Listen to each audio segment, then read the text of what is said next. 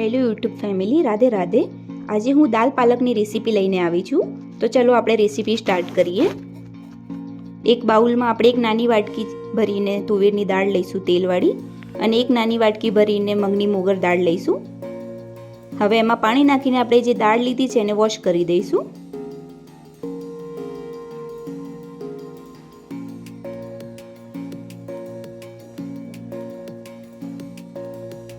હવે આ વોશ કરેલું પાણી છે કાઢી દઈશું અને એક પ્રેશર કુકર લઈશું। પ્રેશર કુકરમાં જે દાળ ધોયેલી છે એ નાખી દઈશું।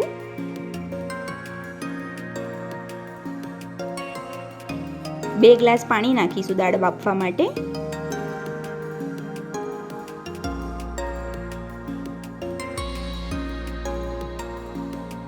હવે સ્વાદ અનુસાર મીઠું નાખી દઈશું। અડધી ચમચી હળદર નાખી દઈશું અને મિક્સ કરીને આપણે એને બંધ કરી દઈશું કુકરને।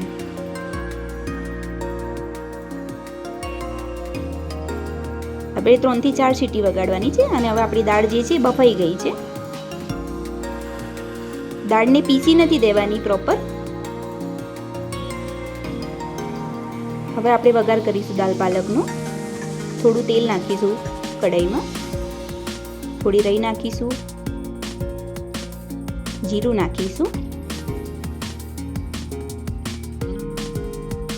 તમાલપત્ર અને આખા લાલ મરચાં, મીઠો લીમડો, થોડી હિંગ નાખીશું, થોડી હળદર નાખી દઈશું અને કટ કરેલી ડુંગળી નાખીશું।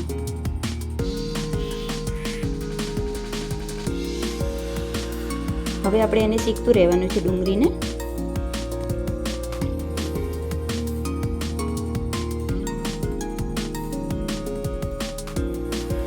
થોડા કટ કરીને ટામેટા નાખીશું।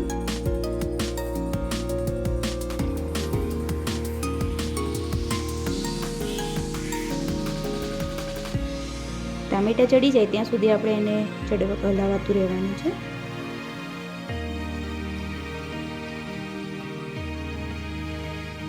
હવે આપણે લાલ મરચું નાખીશું 2 ચમચી, ધાણા જીરું પાવડર નાખીશું। મીઠું નથી નાખવાનું, મીઠું આપણે બાફતી વખતે નાખ્યું હતું એટલે સ્વાદ અનુસાર મીઠું ત્યારે જ નાખી દીધું હતું, એટલે હવે નથી નાખવાનું મીઠું।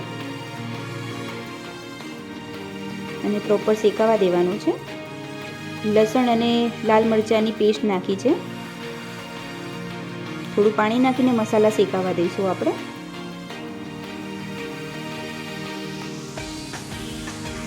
હવે જે પાલક કટ કરેલી હતી એને ધોઈને નાખીશું।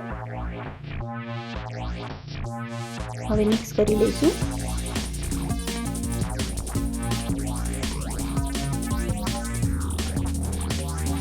હવે આ પાલક નાખી છે અને પાલકને થોડી વાર સુધી આપણે ચડવા દેવાની છે।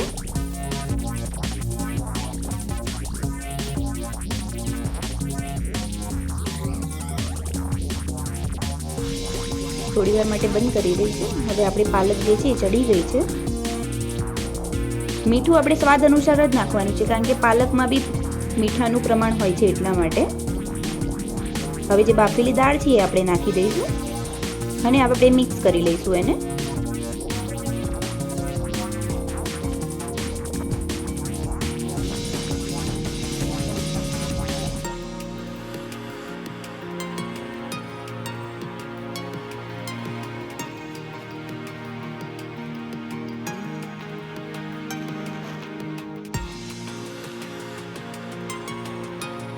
હવે આપણે એમાં થોડું પાણી નાખી દઈશું, જેથી જે મસાલા છે એ દાળમાં ભળી જાય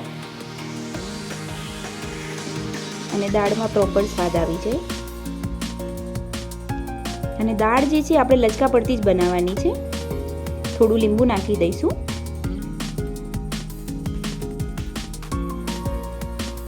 હલાવી દઈશું હવે।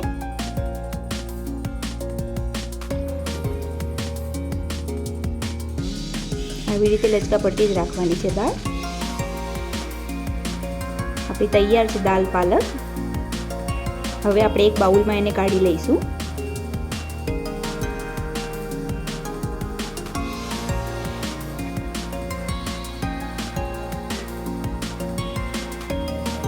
હવે આપણે એમાં વઘાર કરી દઈશું લાલ સૂકા મરચાંથી। તૈયાર છે આપણી દાલ પાલક। દાલ પાલકને આપણે રોટલી સાથે, ભાખરી સાથે ખાઈ શકીએ છીએ, ભાત સાથે બી ખાઈ શકીએ છીએ. જો તમને આ વિડીયો ગમ્યો હોય તો લાઈક, શેર, સબસ્ક્રાઈબ કરવાનું ના ભૂલતા. રાધે રાધે.